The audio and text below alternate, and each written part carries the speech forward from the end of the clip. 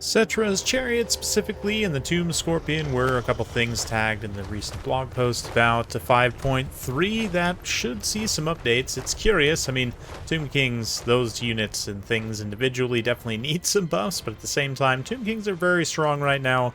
More buffs probably put them up into S tier, maybe a top tier faction, perhaps. Regardless, we've got this replay here from the Norm. He's got, a bunch of Marauder Spearmen here for Norsca and Marauders. Running forward, 2 Norscan Giants. Very interesting choice. We see how that does here. Lore of Fire, looking for some Burning Head specifically. No Flaming Sword of Ruin to buff the Giants or Cascading Flyer Cloak. Just all in on the AoE damage. We've got Wulfric the Wanderer here. Some more Marauder Spears. And the Miststalkers, Famir Regiment of Renown, stalking in from the side there in Vanguard deployment. You see those Missile Cavalry here. Skeleton Horse Archers. Actually, probably one of the more decent Missile Cavalry in the game right now due to their very long range and relatively cheap cost. We see Cetra charging downhill with the Sphinx of Usek, along with some Nekara Horsemen backing them up. Some Skeleton Warriors and Spears mixed. Couple melee Ushabti in there as well. So a nice engagement already so far on this flank for the Tomb Kings, at least. Not really for Norsca so much.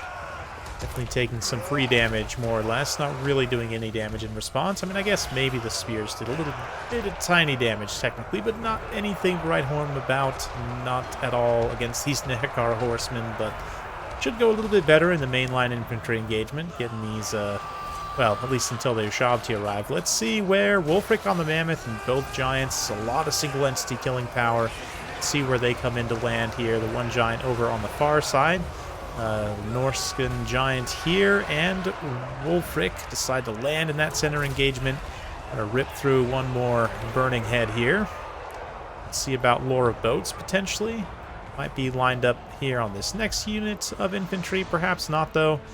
That is a pretty nice Burning Head and will roast out those skeletons, but of course a lot of those units for Tomb Kings, the high value ones at least, aren't going to take much damage at all. The constructs fighting just fine, and so far Sphinx of Usek, little incantation of Cursed Blades, incantation of protection as well for some physical resistance as it tries to fight. Not really getting any attack animations off on the Mammoth as some interesting pathing happens. Yeah, Cetra on the Kitty here absolutely needs no buffs for activating that Blessed Blade, blinded contact effect, and collision damage. He just gets in here and is able to rip apart those spearmen relatively easily and just bounce on through, and that's kind of the main thing, honestly. In many ways, the cat... the War Sphinx here functions like a chariot, and as long as you keep it moving, keep it charging, the charge animations in particular are very good. 64 charge bonus as well, so it definitely is advantageous to use it very much like a chariot, but we'll see how the Chariot of the Gods buffs come in, if it makes that mount actually worth using over the Sphinx. It's going to be a pretty high bar to clear, and yeah, we'll see kind of the net result of that, but result of this battle here so far, that Hunter of Champions definitely going to put a strong debuff on Cetra, debuff his armor down to 35 when it concluded with that sundered armor from the Miststalkers. The Mirror, of course, the melee defense down to 0, so the Giant there and other units getting some good contact. Nice defensive use of the Ushabti summon to try and protect Cetra from that melee engagement. Try and get him free and moving once again. Burning Heads continuing to rip down the Tomb Kings where they can, but right now the Skirmish Cavalry is being dedicated to hitting that Norscan Giant, and yeah, I mean, ammunition-wise, 18 ammunition's a decent amount. We'll compare that to some other kind of similarly priced Skirmish Cavalry probably after the fact. 3 AP per shot's also not bad, but 140 range for Missile Cavalry in particular, it's very good. They can outrange like Marauder Horsemen pretty easily, and although they are slower, with good micro, they can still basically stay out in front, especially with other screening cavalry. Little Lore of Boats there does some damage, gives some frostbite here, but not going to do enough to actually kill too many unit models there. And the bows will keep firing. The question is, I mean, there's multiple large, thick single entities here, and right now the Sphinx of Usek is doing some damage, but it's not doing probably what it needs to. Yeah, only 700 damage so far against all these large targets. Norscan giants, I guess giants in general, aren't really that high value. They do have a lot of HP, so it's actually a pretty good sink for those arrows. Relatively limited ammunition, you know, like a lot of skirmish cavalry. One of the biggest downsides of them, honestly.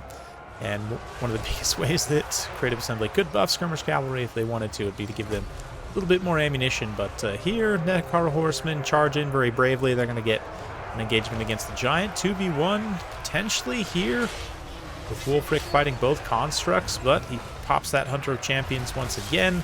Just going to put Cetra at a big disadvantage here and a little bit of a traffic jam as he tries to get away. At least Sphinx is doing some attacks and hitting that one Miststalker pretty hard, probably. And this giant also has taken pretty significant damage, down almost to 1,000 HP. Is very likely to rout here soon. Giant's pretty good leadership overall, very good HP and leadership for cost and weapon strength. It's just that massive size and slow speed makes them very vulnerable to missiles. But here, actually, I think was the... yeah, I'm not sure exactly what got the killing blow there, but certainly the Sphinx of Usek continuing to fight here, getting some good chunks of damage. A lot of ammunition left on those skeleton horse archer cavalry as well, so it's going to come down to that pretty much. We'll fast forward a little bit through this late game phase. Another lure of boats here on the skeleton horse archers, followed up by a burning head. Doesn't quite catch them, but Cetra is sort of getting caught up here, and it's going to turn into somewhat of a kite game. The armor of the Mammoth will help shrug off some damage. 80 armor on Wulfric. Mammoth. I think the regular ones have 70, or the like non-character ones, I forget, but pretty good. Still is going to allow some damage to get through. And another Hunter of Champions there on Cetra. So just in melee, anytime the Tomb Kings land, rather, they're taking a lot of damage. But a big terror route here for a bunch of the Norscan support infantry. They're going to run for the hills. One benefit of the Miststalkers is they also do terror, which in this matchup means they're not going to get terrified away, which, you know, is certainly very useful in a situation like this. They'll continue to help support these big single entities, make sure they can't get overwhelmed by, like, swarming cavalry or whatnot. But let's continue fast-forwarding as Cetra gets chased a little bit there. Sphinx of Usek is going to get caught here and take some big attacks, some massive hits, especially from the giant there. But, yeah, that big, very cost-effective weapon strength. Cetra feels once again when he comes for another engagement. And with both those single entities getting so low, Tomb Kings are going to hand in the towel, not thinking they can finish that off. Incars here. XMT member, definitely a very good player, but just can't quite pull out there at the end against those big single entities. And to be honest, only one giant ends up paying for itself, which is pretty surprising. But I guess a lot of damage from crumbling here. Perhaps I didn't even catch the one champ that was mixed in there, and that was probably Inkar's. I don't know if he caught it either, but almost 200 kills there, 1,200 damage, 18,000 damage dealt, 1,200 gold value, I should say. 150 kills also on the Icehorn Marauders. Definitely having the benefit of the more elite stats here. Goes quite a long way against, like, the skeletons, just being able to cleave through the hordes of them. Definitely see that. A couple Marauder Spears also getting some pretty good value and support there. Yes, Miststalkers also pretty much pay for themselves, which is nice to see. You know, Famir, not the best unit these days, but Miststalkers in particular, some benefits and upsides, like I said, in this matchup. And, yeah, pretty good overall. Way to limit the very powerful War Sphinx of Cetra. And like I said, we'll see how the buffs come out for that and for something like Tomb Scorpion. All the Tomb King single entities are, like, good and viable.